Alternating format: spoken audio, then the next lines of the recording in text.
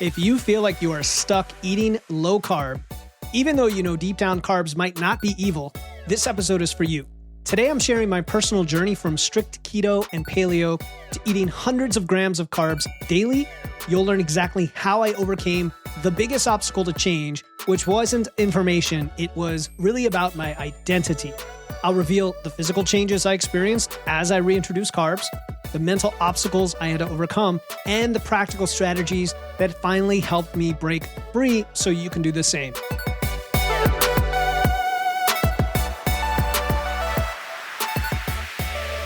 Welcome to Wits and Weights, the show that helps you build a strong, healthy physique using evidence, engineering, and efficiency.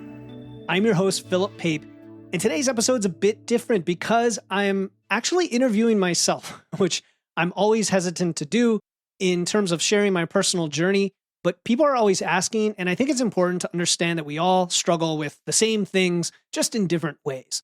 I personally used to have very strict diets. I've done everything from Slim Fast and Atkins way back in the day to strict keto, paleo, various low-carb diets, and even other weird diets that are probably outside the scope of today's episode. And today I eat easily over 300 grams of carbs every day with better performance, with more muscle, with zero guilt. I love to eat food now, and I can enjoy it and make progress. And I've worked with hundreds of clients who are able to do the same, some of whom were very, very hesitant to introduce carbs, some of whom even introduced more carbs and said, whoa, what is going on with, bloating or quick weight gain or things that are explainable, but very frustrating and hard to wrap your head around until you understand how carbs work in those transition periods. And I want to try to touch on those different things today. But what I did is I posted in our Facebook community, which is free. You guys can join it. Use the link to join anytime. And I asked you all, hey, what would you ask me if this was an interview about that topic? And you sent me a ton of questions, and effectively going to ask myself those questions today and answer them more or less off the cuff as if it was an interview. I would be remiss if I didn't say this episode wasn't inspired by one person in particular, and that was listener Alex B, who asked a really insightful question that resonated with me. And I actually sat on it for a few months before I recorded this episode because it sounded like a heavy topic for me to tackle. And she wrote about struggling to bridge that gap between knowing the science behind carbs, right? Many of you know the science, or you've heard this show and you know it. Many of you don't. You're new to this show, or you're new to evidence-based nutrition and maybe still think there's a problem with carbs, they're evil, they make you get fat, whatever. And kind of having that knowledge, but then still finding it difficult to break your old habits or let yourself, give into it and experiment with these because of these old habits, whether it's keto, paleo, or something else. And honestly, this could apply to any restrictive diet, carnivore, veganism, vegetarianism, whatever, that you've imposed on yourself because you think it's the right thing to do from a health perspective, not from a values-based perspective. That's a different topic, but just from a health perspective because of what you've heard or read. Or maybe you've gotten some short-term results, or others have gotten some of those results. And so today isn't about spewing more information at you. I have plenty of shows that do that.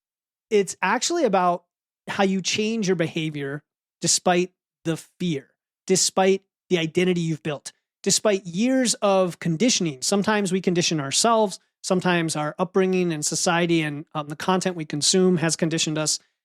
And so that's what we're going to do today, right? And again, I reached out to our Facebook group and they sent me some fantastic questions. We're going to cover those. So before we get into it, if you enjoy the show in general, if you want to connect with people who like these sorts of topics and really to dig in and understand their identity, who want to know what works for them, who want to personalize and not just be given macros or templates, that's what we do in our community. It's a free community. It's called Wits and Weights in Facebook. I will give you the link to click in the show notes. And that is a place where we have these conversations. We support each other through our transitions of nutrition experience, right? We share our wins. We get our questions answered. We deal with some tough, vulnerable topics as well in a I hate to use the word safe space, but effectively it's a non-judgmental place where, anybody who's negative and doesn't need to be generally gets the boot. So if you're looking for a supportive place, that's it. If you want to get away from the politics and the negativity, that's where it happens. And that's where this stuff came from for today's episode. So just head to Facebook and search for Wits and Weights, or just click the link in the show notes, request to join, and I'd love to see you in there. All right, so we're going to start with the origin story, right? Every hero's journey. And I'm not calling myself a hero. I just love the idea of the hero's journey from, for example, Star Wars or really any great story arc starts with the origin story. What first attracted me to low carb diets? And there are a lot of them out there. When we say low carb, what do we mean? We mean that controlled for calories, or maybe and sometimes you have no idea what the calories are, you are trying to reduce the amount of carbs you eat and increase your protein and or fats, right? The three macros: carbs, protein, fats. And my history of dieting before about 5 years ago was throw it on the wall and see what sticks and see if it works based on the content I was consuming, which tended to be in the early days, diet books from Barnes and Noble or random forums on the internet, maybe some influencers here and there, although I was never really into social media. So that wasn't a thing for me, 5-10 years ago. We're talking from the early 2000s to like the late 20 teens. And I never really had a concrete goal other than I'm unhappy with my body. I'm a little bit fluffy at times or skinny, fat, frumpy. Didn't like how I looked at the pool without my shirt on. And I just had a bunch of insecurities around that. And so I would primarily be focused on losing weight. Let's just put it that way, like many of us are. I didn't think about energy, health, any of that, especially when I was younger. And so in the early 2000s, the first diet experience I could remember is during college on my internship. This is around the year 2000. I believe now in hindsight, emotionally eating due to some things that happened that I'm not going to go into details on, some personal relationship things that happened at a young age. And I wouldn't say I was depressed, but I was definitely finding comfort in food. And it would be things that had a lot of calories, like, you guys know Friendlies? They started up here in Massachusetts. I'm in Connecticut, and they have these ice cream sundaes, right? I love ice cream still to this day. And I still enjoy ice cream, but I would get these massive Reese's peanut butter cup sundae things, which you look at the calories now, they're probably like 1,500 calories. And I would have that just about every day. I'll put it this way. I couldn't help myself, right? You guys know that experience. And I gained a lot of weight. Let's just put it that way. I went from about averaging 165 at 5'9" to about 210 pounds. Okay. Totally unchecked, no training, no exercise, none of that. And a lot of the gurus I had been following at the time were around the Atkins community. And so when I got back to college for my junior year, I said, I'm going to do this thing. And I cut out all fruit, vegetables, anything that was a carb. I basically ate meat without a bun. And oh man, I can't even remember. It was like literally just meat. Okay. It almost reminds me of carnivore. And what would happen is I started to lose a lot of weight. Of course you do, because what happens when you cut out carbs? What happens when you cut out most processed foods? You lose a lot of water weight because of the carbs, but you also cut your calories significantly. And so I lost a lot of weight, but I also had some very unpleasant digestive side effects, let's just say. And the other thing is when you have a higher fat diet, we do know that it can help with satiety. Even though today I recommend using protein and fiber for satiety, that is fullness. We do know from the keto community, for example, and carnivore, that fat can be satiating as well. And so I was able to go through my day not feeling too hungry, suppress my appetite. I had a lot of water weight loss, a lot of scale drops due to the lack of calories. And, I gradually brought it down to where my scale weight was maybe in the 170s again. And I definitely felt better about myself, finding that something could work. And I knew something was behind it, but I didn't know calories. I didn't know macros. I didn't know any of that stuff back then. And also, the other thing that comes to mind is how we defined carbs. So back then, to me, any carb was bad, right? Like carb equated to sugar, equated to bad, equated to that's how you get fat. I believed it to the extent that I didn't even know about calories or energy, right? Now we're much more educated on that, given social media, and people will still say, oh no, it's not about an energy balance. It's about the types of calories, or it's about carbs specifically, regardless of energy balance. And that's just false. Like we know energy balance is behind whether you gain or lose weight. Macros and nutrients come into play with a lot of other factors like body composition, energy, digestive health, all the other things, right? So that was my first foray into low carbs. I didn't know why it worked. I just know it worked. And I probably sustained that for a couple of years. And then I realized I didn't like to eat just hamburger patties, right? And I'm kind of oversimplifying, but effectively was that simplistic of a diet, which means it was that highly restrictive of a diet. Going into my 20s and even 30s, new diets started to pop up. Okay. And I want to say for about a 5 to 10 year period, I didn't even diet at all. I just ate whatever. And I gained a bunch of weight. And this was into when I got married in the that was 2006. And then around 2000, I want to say 8, 9, I discovered paleo. I think that was around the time I discovered primal paleo, and I just jumped in whole hog into that world. The idea of ancestral health, of, okay, well, our ancestors didn't have access to grains or dairy. So of course they couldn't eat those things. They also they were opportunists. So they hunted and gathered, and they had this feast or famine approach. And I basically went all in on no grains, no dairy, which basically means little to no carbs. Because yeah, you can quote unquote eat fruit, but I didn't eat a lot of fruit or veggies at the time. I was very picky. You see, that's the other part of this. But I did, that's what they say. I did paleo, and I did that for probably 5 to 10 years. And that was the most dogmatic, I'll say religious zealotry that I got into when it came to a diet. I had probably like 20 books on paleo. I had all these recipe books. And I have to say, you can make a lot of great meals when you're thinking paleo because it's a lot of meat and vegetables. During that time, my wife helped me get past my pickiness when it came to vegetables, let's say. And that's a whole other story. But it was helpful that I was incorporating those, and I was eating a lot of whole foods. And there was a lot of things I was adding in as a result of paleo that I would say is a good thing. That is lean meats and vegetables and fruits, whole foods, eggs, I believe. But I wasn't eating dairy, and I wasn't eating, actually, I forget about eggs, and I wasn't eating any grains whatsoever, which in my mind was carbs. And I want to take a little side tangent here because carbs are highly misused as a term. Carbohydrates are found in apples, and they're also found in Snickers. But you know what else is found in Snickers? Is lots of fat and sugar. Now, you could say, well, sugar is a carb. Yes, but lots and lots of added sugars in a form that has been engineered beautifully to look good, to taste good, to have a multi-sensory, time-based, almost orgasmic experience when you eat it. And I'm serious. You guys know what I'm talking about. Pick your most favorite, delicious, indulgent thing. I don't care how processed it is. Okay. I use Snickers as an example because of the way it's designed. The way it's designed with layers of chocolate and caramel and peanuts and nougat. I don't even know that's in there. Maybe not. But different layers and it's pre-processed. Now, this is the disgusting thing about a lot of ultra-processed foods is they're effectively ground up ingredients that are smushed together in an engineered way to be highly palatable, delicious, and easily consumed. And then you're still hungry and you want to eat more.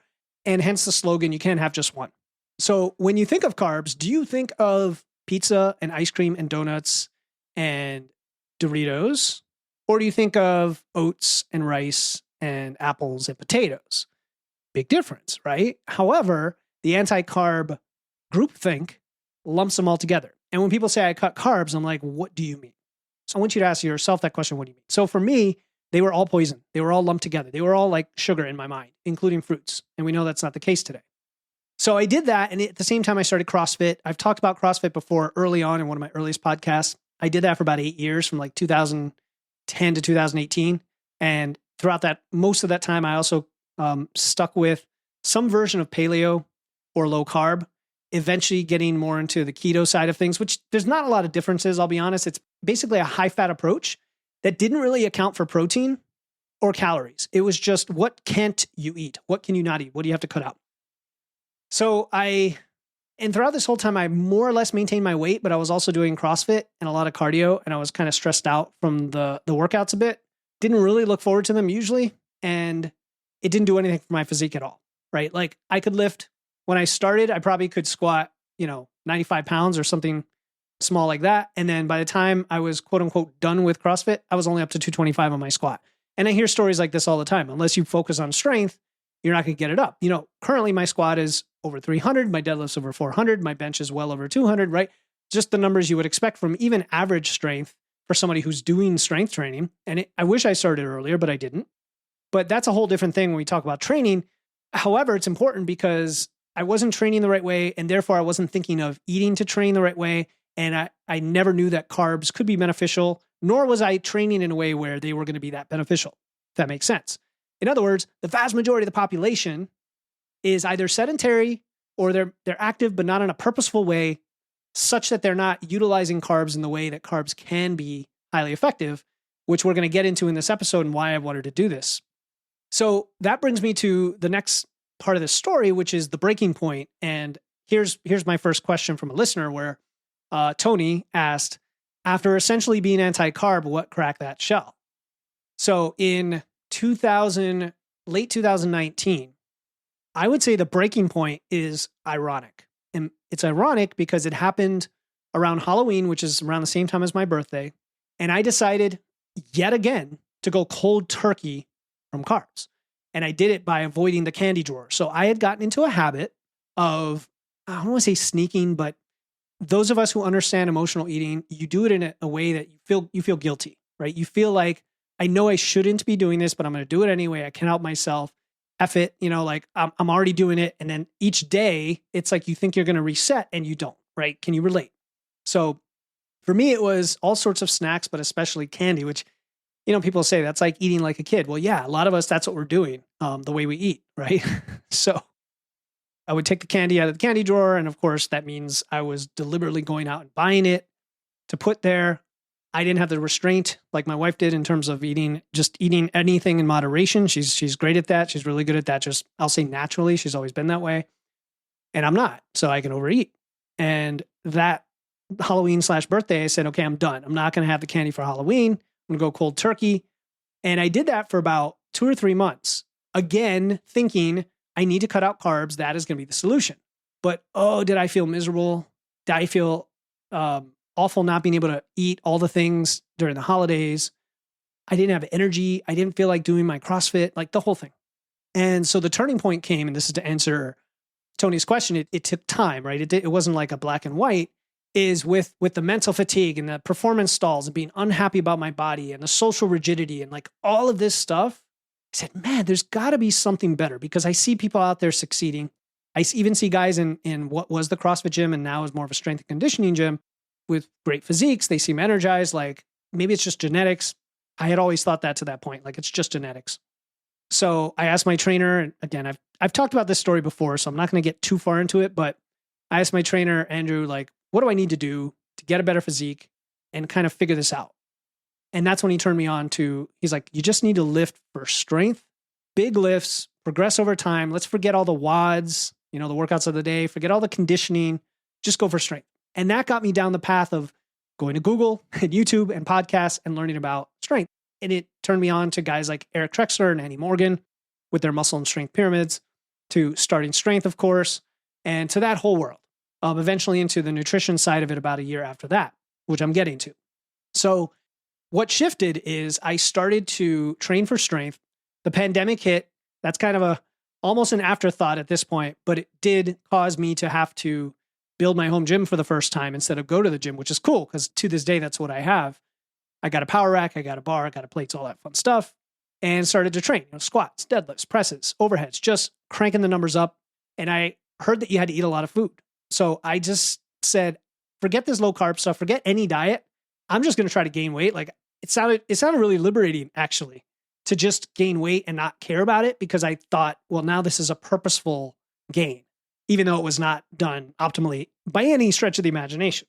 So yeah, a lot of whole milk in there. I started consuming a lot more protein because that was part of it was, I actually need that much protein.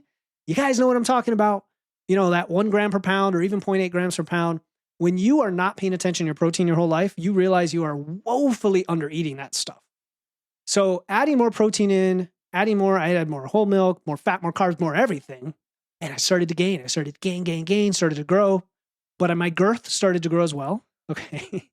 And I always tell this story on other podcasts, but like after I gained a bunch of strength and muscle during that first newbie phase of about a year, that's what I realized. Well, now I really need to understand even more about nutrition because there's got to be a way to lean out. And that's where I learned about macros, flexible dieting, and the fact that we don't eat to lose weight. We eat to support our energy. We eat to support our metabolism. We eat to perform, to feel great, to, manipulate our physique at times, right? To lift optimally in the gym, all of that stuff. And so again, shout out to you, Tony, because you were there from early on when I got into the coaching side of things and to this day push me and also, and you will admit this, are one of the people who are a little bit afraid of carbs yourself. And it took a while even to convince you, right, that they would be helpful. You had to experiment with it, back off a bit, and then experiment again, back off until you realize, wait a minute, when I have more carbs, I tend to perform better. They're the body's preferred fuel under load. They're the body's stress reliever. They provide you the glycogen you need. They are anti-catabolic. They prevent the breakdown of muscle tissue. All the wonderful benefits of carbs that I've talked about on multiple episodes. Just go search my podcast feed for carbs. And like once I realized that I could eat and lose weight on the scale, which I still was fixated on early on, I didn't quite understand fat loss versus weight loss and body composition.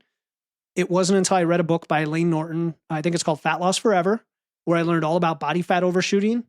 You looked at the studies about the Biggest Loser, all of it started to come together. I said, oh, wow. So now that I'm strength training and focused on muscle and strength, now that I'm eating for fuel and for how I feel and perform, and now that I know calories are the dial to gain and lose weight, it all came together. I could go up in weight or I can go down in weight. And if I go down in weight, I can keep training, keep the protein high, manipulate the carbs lower because carbs do get pretty low depending on your calories and fat loss. And that is how I could get the physique that I want. And I started to improve, I'll say quickly, but don't be misled that you can totally change your whole transformation in 6 months. It doesn't work that way. It does take time. I would say your first year, though, you're going to see a meaningful change. But then the real, like, kind of looking a little bit jacked or having that six pack or whatever, that starts to happen more in years 2 and 3. Like, just to be realistic, unless you already have a good starting point or you have a history of this, you're pretty lean, whatever. So kind of answer the question, the aha moment took me a year and a half to realize that carbs were just a great tool and they were useful and they were helpful. And it took me like 2 or 3 more years of doing this podcast, researching and coaching clients to be able to express that, right? To be able to talk about it in a way that made sense. So that's why a lot of you are listening. And I wanted to do this podcast because it's not necessarily easily accepted by society or even by you listening, right? And I'm not here to convince you. I'm just trying to tell my story.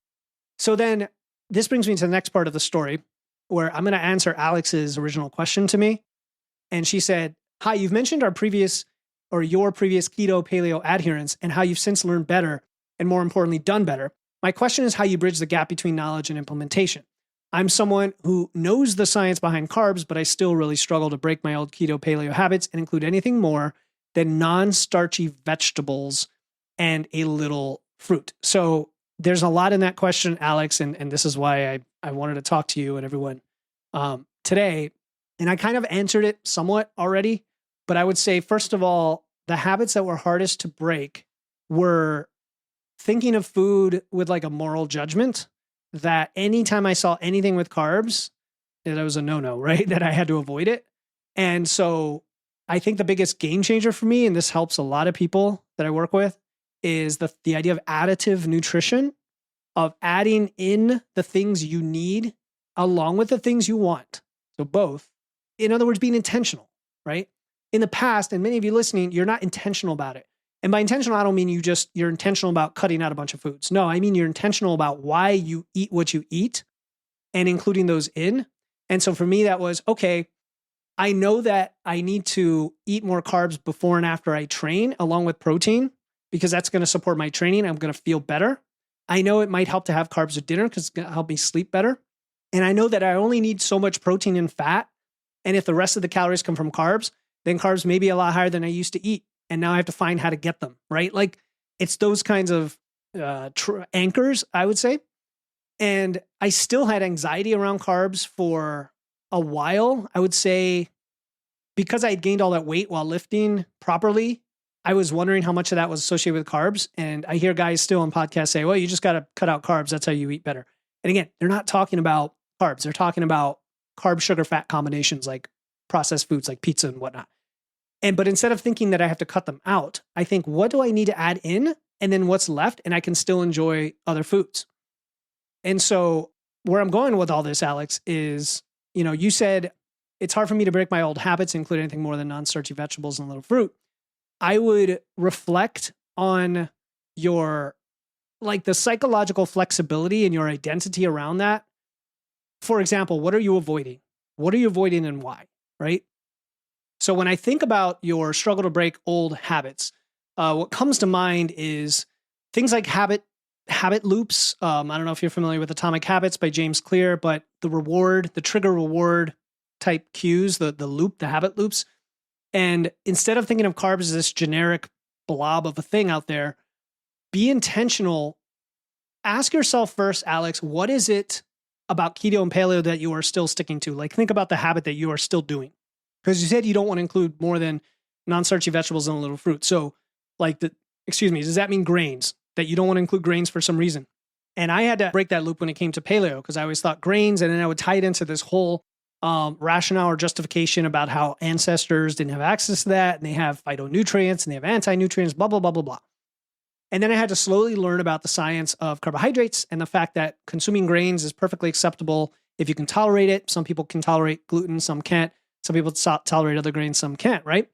And that for me, when I consume those things, I didn't seem to feel any worse, didn't seem to affect my digestion, but it gave me an extra flexible source of energy that I needed for my goals. So part of the cue or the trigger could be not about eating more carbs, but I'm a person who values evidence-based training and sources of energy.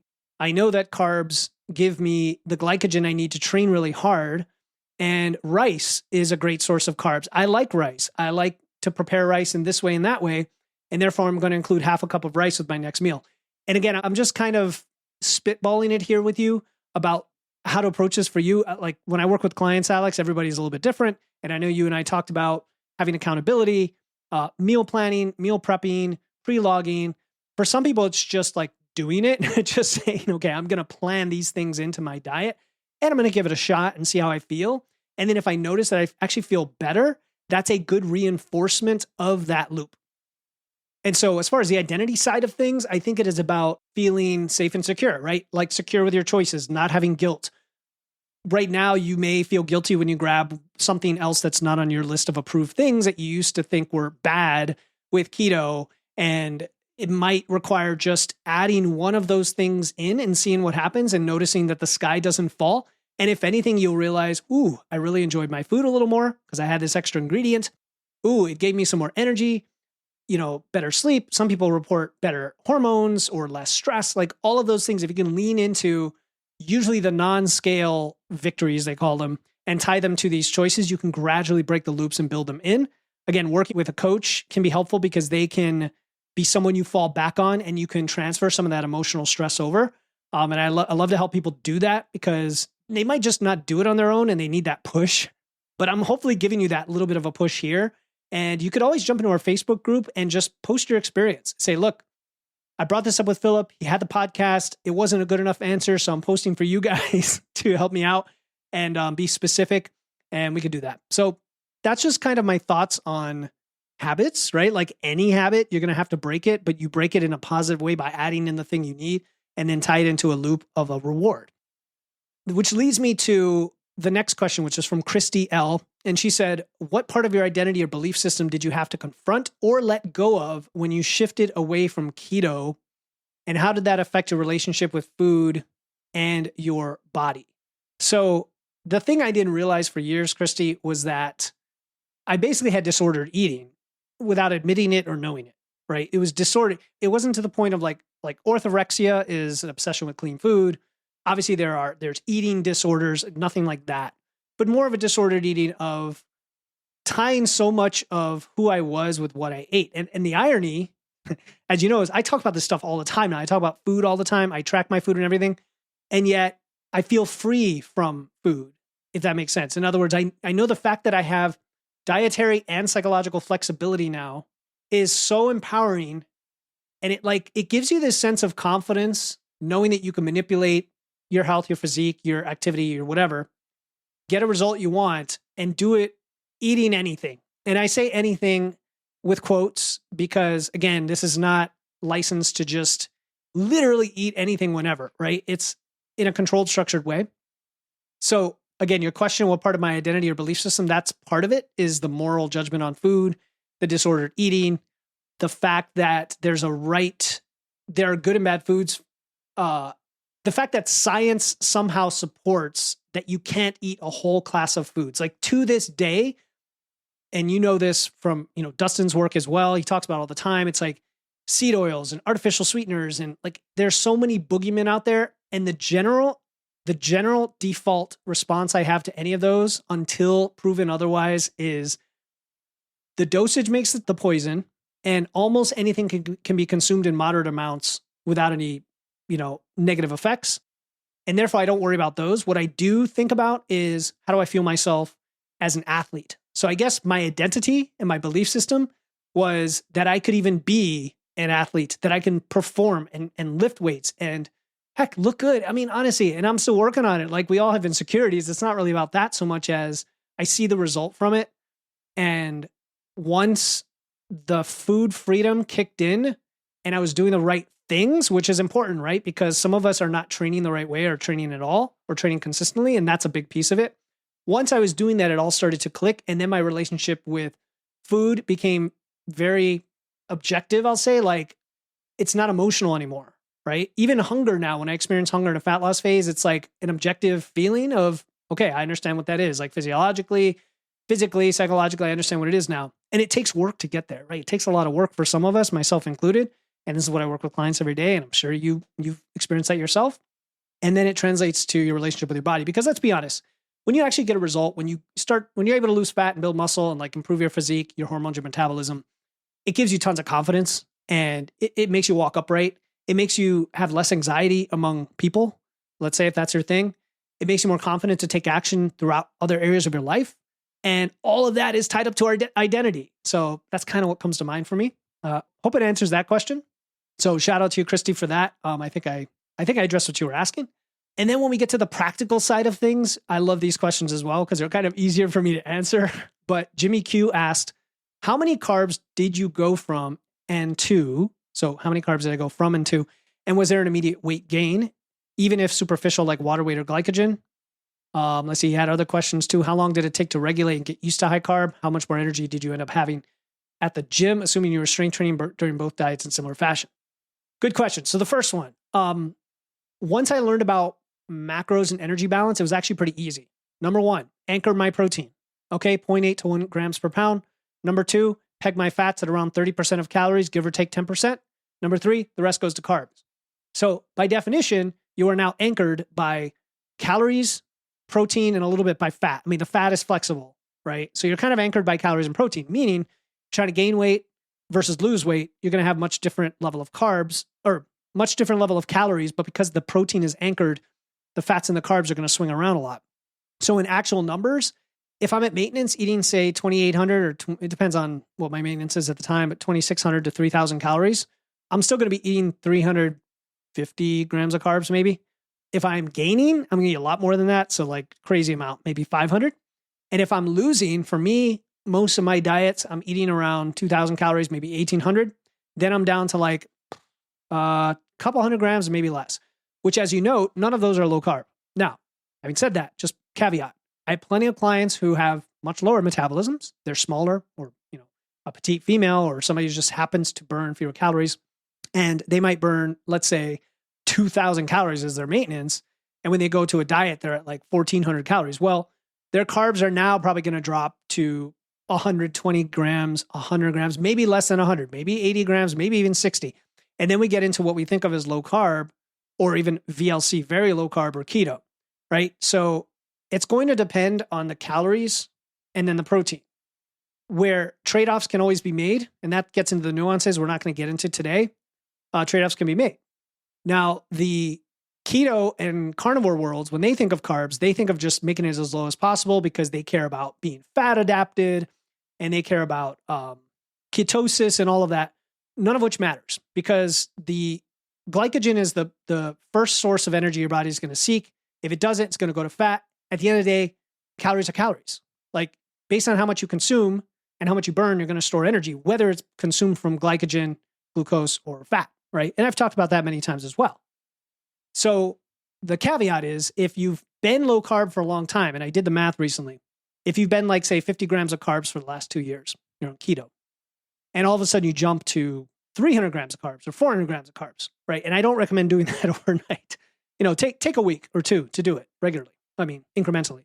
When you make a jump like that, every gram of carbs results in almost a gram of glycogen stored in your liver and your muscles, which draws in about 3 to 4 grams of water.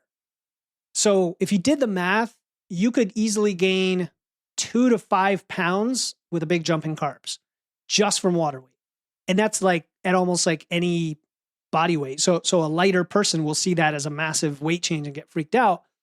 Conversely, when someone goes on keto and they had been consuming lots of carbs, whether it was on purpose or not, they'll say, oh my God, I just lost 5 pounds in the first week. Water weight. It's all water weight. It's water weight because the only way you lose fat is to be in an energy deficit, a true energy deficit. Okay, a pound of fat, roughly 3,500 calories of an energy deficit.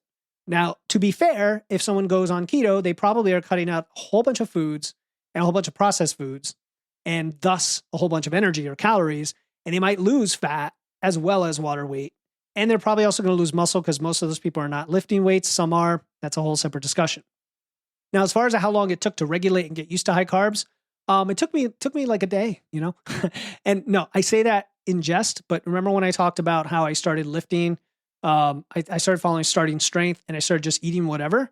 I switched my mind at that moment to saying, look, I'm a lifter right now and I need to fuel myself. And I don't care what it takes. And so I actually didn't put any governors or regulators on how much of whatever I was eating.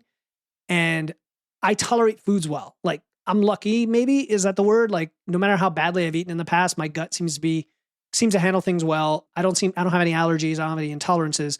Now, a purist or a functional doctor or somebody might say, well, you don't know until you go on an elimination diet and like get all those toxins out of your system to see what you really tolerate. Well, guess what? I've done that before and I didn't notice much of a difference. So we're not all the same, folks. Like some of us can tolerate a lot of these foods. And by the way, the science says most of these foods are perfectly edible, perfectly healthy in moderation.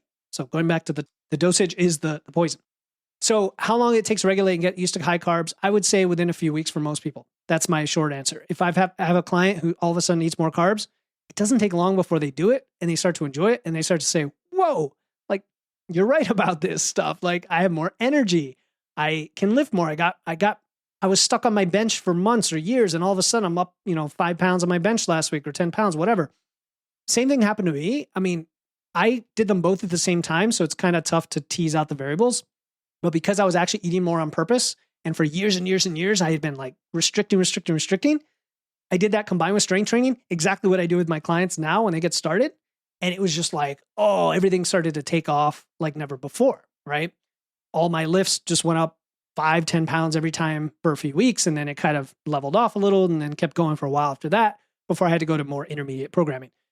So yes, you'll get an immediate weight gain. It's all fluid because energy balance is the only thing that should be taken account when it comes to fat. And you can do the math and you can see that if you're eating your maintenance calories, then anything you're gaining is probably not fat. It's probably fluid, period. Same thing when you take creatine. So Jimmy, thanks for the question. Shout out to you. I'm trying to see if I missed anything. You get a better pump. You get a much better pump in the gym. I mean, you will lose that altogether if that's important to you. And for a lot of us, that's like a great feeling. What else? You get better energy, sleep, mental clarity in many cases. I did a whole episode recently about cortisol, the connection between carbs and cortisol. Like so many things improve just because of the increase in carbs that you wouldn't realize until you do it, let alone the performance in the gym for sure. I mean, I know this because as soon as I go on a diet, even if the calories aren't that low, the carbs come way down, I take a hit. Or if I let's say I don't have as much or any pre-workout for whatever reason because of my circumstances, I'll notice it, right? Don't get enough sleep, you'll notice it. I think I covered your question, so I'm going to move on to the next one. The next one is from Luke P. He says, what benefits do you get from low carb versus high carb? High carb is not always better, I'm assuming. So I was thinking of how to answer this question. I already talked about how the carbs are the main thing that changes when you go from gaining to maintaining to losing, right? So my approach, my philosophy is as long as you've got your protein, the fats and carbs are pretty flexible and there's no reason to lower the carbs just to lower carbs. Does that make sense? In other words, even when you are in a fat loss phase, we don't lower the carbs because low carb's better. We lower them because we don't have space for enough carbs, right? We need our protein and our fat. In some cases, I actually want somebody to slightly lower their protein and increase their carbs if it gives them just that burst of energy they need. I guess what I'm saying is that all things equal, I would generally never want to lower carbs for the sake of it for any reason, but I would want to increase carbs for many reasons. So when we say low carb and high carb, it's kind of like protein. It's very misleading. Like people talk about high protein. Well, most people are eating extremely, extremely low protein, and I want people to eat moderate protein, but it looks high compared to the average population. I mean, whoa, 25% of your calories is protein. That's huge. Well, it's only 25%. So is that really high protein, or is it just much higher than the population? Similarly with carbs, like to me, if I'm getting a lot of protein and plenty of fat, and then I'm eating 400 grams of carbs, is that high carb, or is it just what I need and like filling in the rest of the energy equation, right? So when you say high carb is not always better, I would agree with that statement when we are talking about the context of other macros. So if the carbs are taking away from your protein or fats in a detrimental way, then it's not better. But there's no case where I would say you need to lower your carbs just to lower your carbs. Does that make sense? So hopefully I answered that. Like the research definitely supports higher carbs for muscle building across the board. Like any study we see comparing low carb to a moderate high carb, the moderate high carb wins out for sure when it comes to muscle building. So like that to me is not a question anymore. And I see it anecdotally all the time. Having said that, if you just don't like to eat a lot of carbs and it doesn't hurt you to lower the carbs and it gives you more protein because you're a big protein eater, that is a scenario I can get behind. And I know plenty of lifters like that who want to eat 250 grams of protein or 300 grams of protein and kind of moderate carbs. I like 200 something grams of carbs. I'm like, yeah, you got a lot of flex there, and that's okay. That's okay. So that's my thoughts on that is what are the trade-offs? What are your goals? Hi, my name is Alan, and I just want to give a shout out to Philip Pape of Wits and Weights for being a huge part of the foundation for my continued health and well-being. Philip exemplifies a nutrition coach who demonstrates how much he cares. Philip works tirelessly and with dedication to provide coaching support and major content for us to use. He creates a practical approach from research, and Philip empowers all of us to use food as quality for our health. He is skilled in how to assess and direct nutrition. Philip creates a community full of wisdom, support, and camaraderie. In summary, Philip Pape is the real deal. He knows how to assess and direct nutrition, and he continues to steer me in the right direction. Thank you, Philip. Emily asked a question about timing and travel. She said, timing overall, what is your timing of carbs? Do you eat more in the AM or PM? So I'm going to answer her questions one at a time. So timing of carbs, I distribute them evenly when I'm not dieting. When I'm in fat loss, however, I shift them to the morning because that's around my workout. If it's a non-training day, I tend to eat them spread out evenly as well. Simple, right? It's as simple as that. Now, if you are the type of person who trains first thing in the morning and doesn't want to eat, which there's a small percentage of people that do that, you want a lot of carbs with your dinner. If you're the type of person that sleeps better with carbs at your meal, you want them at dinner. If you're the type of person that needs the carbs after your workout to recover from being drained of your glycogen, you might want more carbs after your workout. Get what I'm saying? Depends. So me personally, distribute it evenly, except on training days, then or except during fat loss, in which case more percentage of it, like up to 50% of my carbs are going to be around training. And that's what I recommend. When your carbs are tight, put more of them around your training and experiment with before and after. Also experiment with for sleep time, for dinner. You asked, what are my favorite carbs near my workout? Just in general, what are your go-to pre or post-workout snacks and or meals? I am super boring and simple. I eat a banana and a protein shake beforehand, and then I have some oatmeal with peanut butter afterward, and then lunch is not far behind to get more of my protein. I like to have a lot of protein with my lunch and dinner, and because I'm having a nice big protein shake before my workout, I don't need a lot of protein right after it, right? There's no such thing as the anabolic window anymore. You could distribute your protein however you want. The carbs are a little bit more important, so when we're talking carbs specifically, I love fruit before the workout because I can have it as close as like half an hour before my workout, very fast digesting. And then after my workout, I like something with a little more fiber, a little more tasty and comfort food style, which is where the oatmeal comes in. And plus a little bit of fat and taste from the peanut butter. I will say if I am gaining, I need even more calories, I will also add in HBCD, highly branched cyclic dextrin. It is a extremely digestible, very easy on the stomach form of carbs, powder form that pretty much anyone can tolerate. And it is a great intra workout as well. You can sip it or have it before I actually put it before, during, and after when I'm gaining and trying to eat like 4,000 calories. Carbs on travel, you asked. This is still Emily. It's so easy to lose track when working and not controlling meals. Also, buffets at meetings tend to be carb heavy. What are your strategies? And socially, how do you track without a scale next to your boss? Okay, there's a lot of questions here. I guess it could be a whole topic on its own. And it's funny because I think, Emily, you and I just talked about this on a group call in Physique University. And I think that was about going to track meets or something, right? Where you didn't have enough time between traveling and everything to have the food you wanted. And it was like 4 hours and they had hot dogs and other stuff staring you in the face, right? So it really does come down to meal planning, meal prepping, and the logistics of it all. So you've got to just think ahead, use if-then strategies. Like if you know this is going to happen twice a week, then what is your strategy? Is it to have like a cooler ready to go and then you pop it in your car? Is to have snack type foods in your purse? That is it. For me, I know what you're talking about. Buffets at meetings tend to be carb heavy and they're not always like the carbs that we want. They're often like muffins and stuff. Maybe they're bagels or something. So if you know you're going to eat the meeting food, just again, you got to plan for it and say, maybe I'm going to bring my, first form meat sticks or something for my protein or protein bar or something to go along with it. If they don't have meat options, sometimes there'll be sandwiches and you can like grab a bunch of the cold cuts and maybe eat half the bread if you're not trying to get that many carbs. But it's planning. It's planning and like having if-then strategies. That's really all it is. Your last question about tracking without a scale and next to your boss. So 2 options. One is just take a picture or eyeball it and estimate. I mean, I do that all the time now. It's a skill that you build over time. You're like, okay, this is a turkey sandwich and this is pasta salad, right? Or whatever the buffet food is.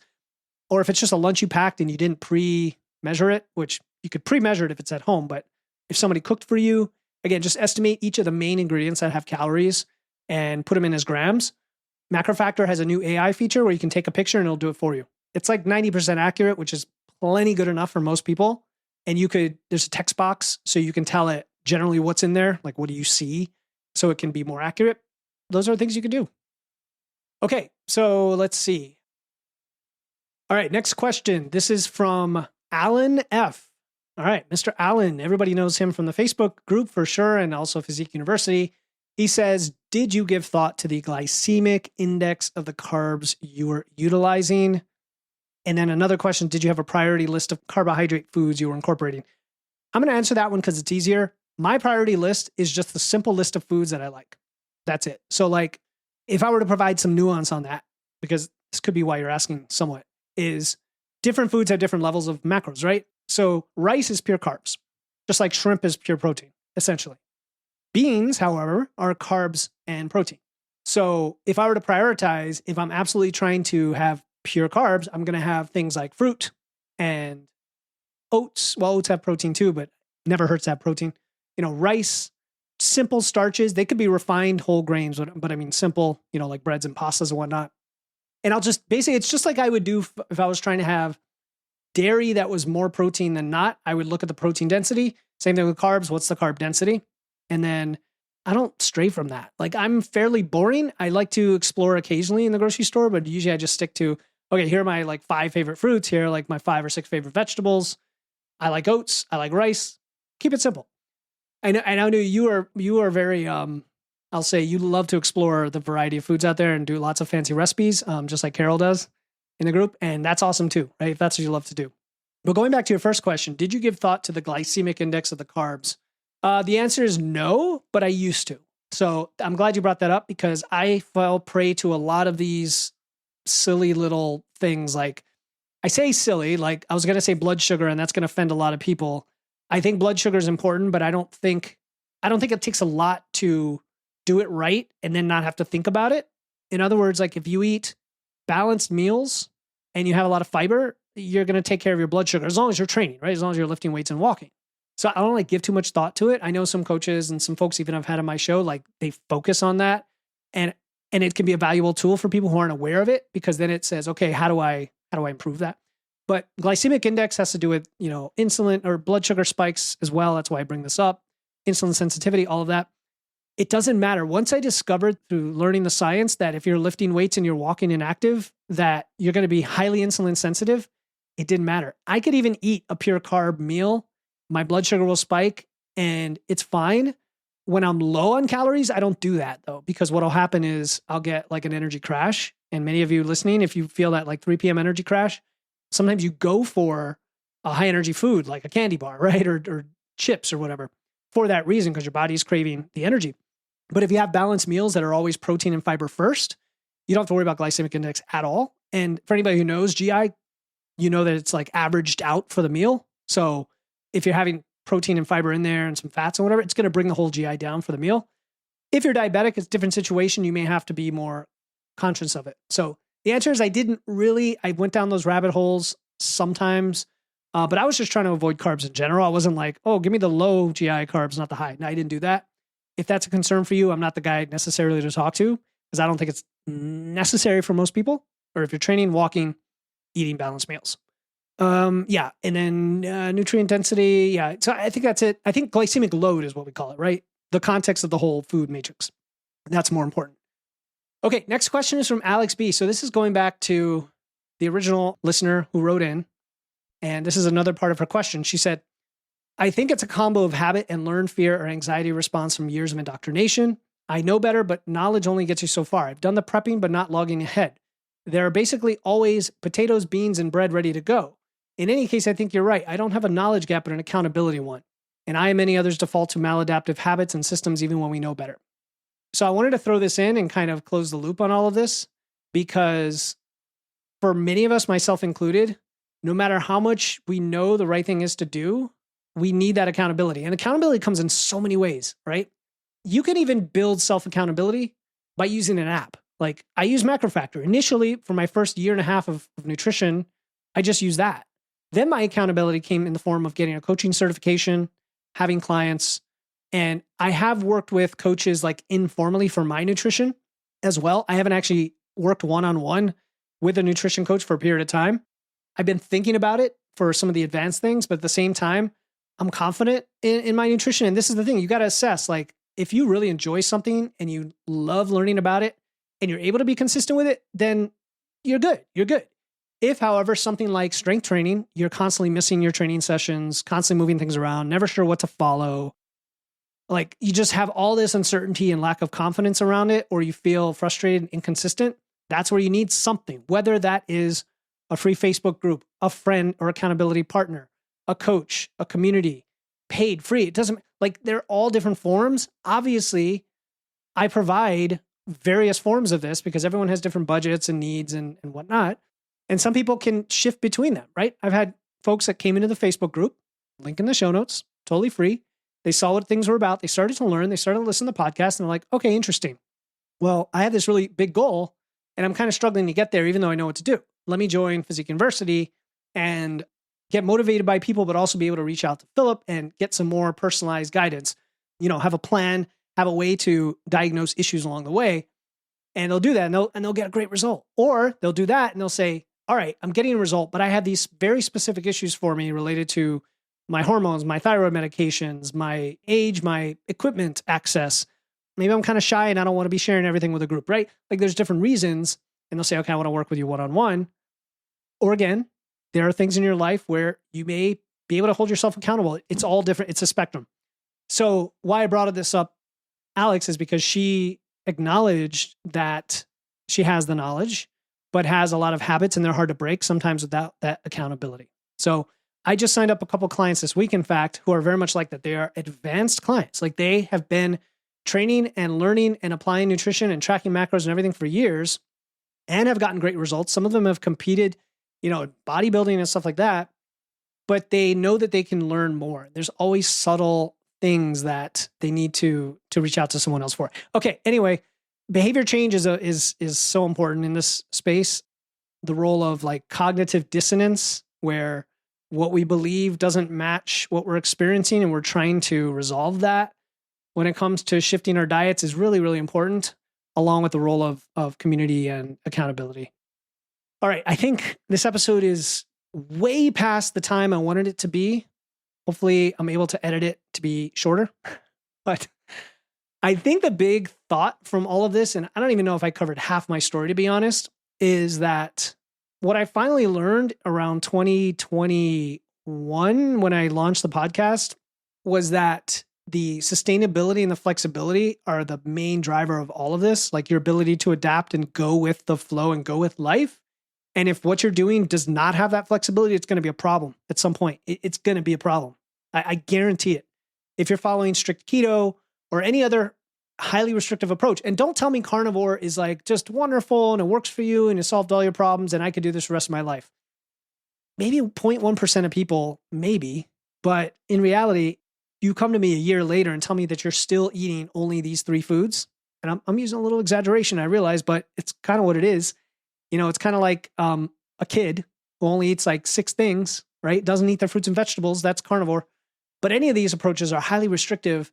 And when you're living that way, you know what? It's stressing you out. You are in this state of like constant vigilance. Like, what can I eat?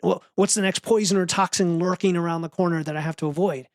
Man, isn't that stressful? Doesn't that sound awful? Like an awful way to live? And if you're living right that way right now, why do it to yourself, right? Every single time you eat, you're like, it's this Machiavellian calculation combined with extreme discipline and willpower.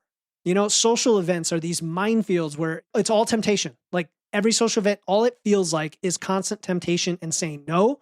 And the mental bandwidth that you have to maintain that is just enormous. It's enormous. So now I'm getting on my soapbox here because it's a call to action to anyone listening that you can have it all. You can balance your approach to all of this. You can include carbs. You can get nutritional freedom. You just have to have the flexibility. And, you know, you can still track macros, prioritize protein, make whole food choices, but without rigid rules that govern every bite. Like it's guardrails, it's structure, it's targets, it's ranges. It's not eat this, not that. It is very different.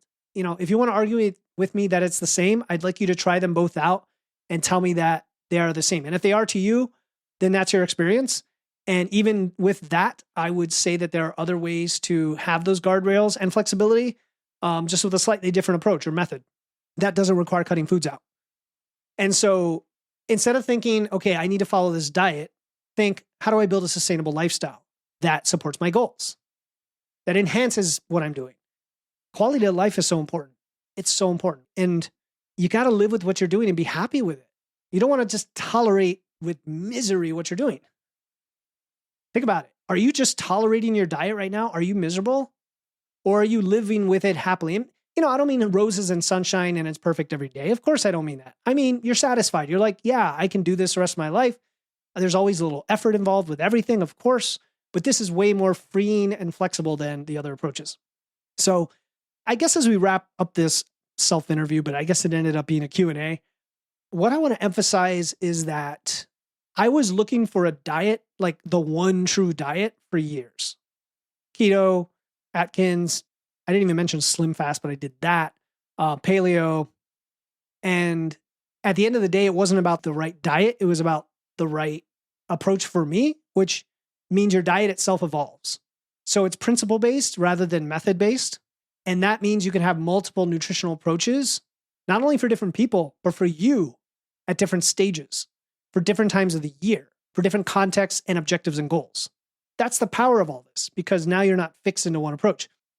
So let's say you're currently thriving on a low-carb approach and it aligns with your goals. Fantastic. Like, I'm not going to judge you for that.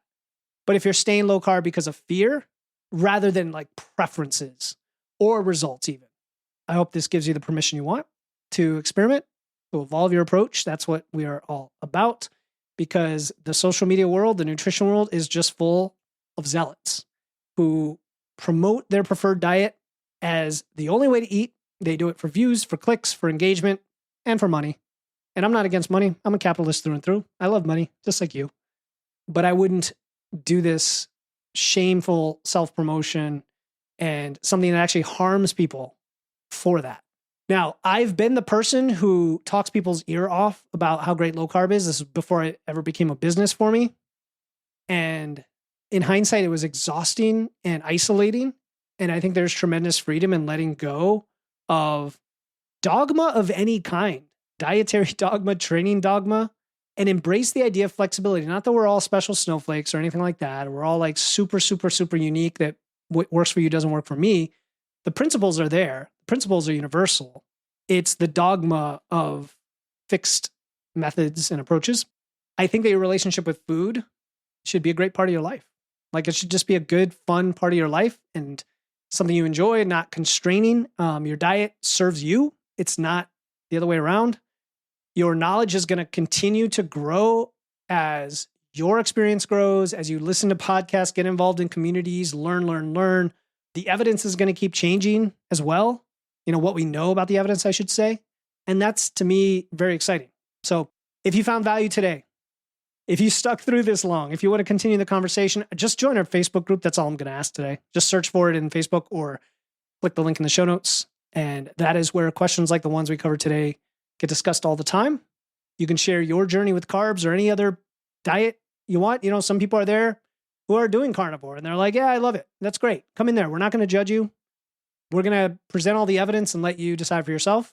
As long as you experiment, promise me that you will try, that you will make an attempt and not just assume something will or won't work until you've tried it. And if you haven't tried it, you have no right to make the claim. That's in my opinion. So you're going to find support there. You're not going to find judgment. That's my point. So Wits and Weights Facebook group, link in the show notes, and I look forward to seeing you there.